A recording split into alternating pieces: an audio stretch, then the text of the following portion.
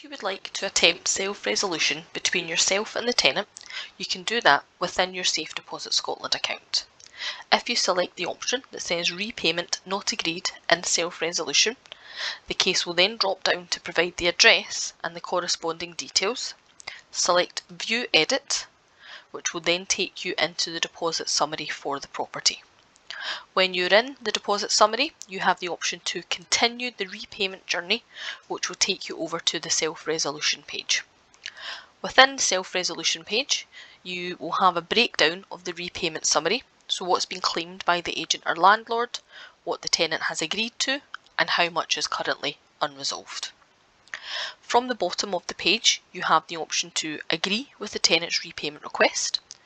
If you select this option, it will then break down how much has to be paid to each party. So agreeing to the tenant's repayment request in this case means the landlord or agent will receive £250 and the tenant will receive £200. Once you click submit, that will then process the repayments and the payments will then be made within 5 working days. You also have the option to adjust your repayment request.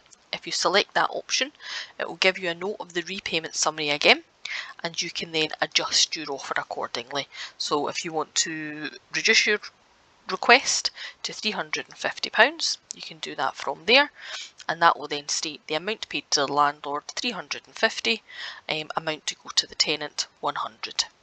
Once you submit that, that will go to the tenant, and the tenant will be notified that you are looking to reduce your claim, and they can then accept or reject that. You then have the option at the bottom to say that we cannot reach an agreement.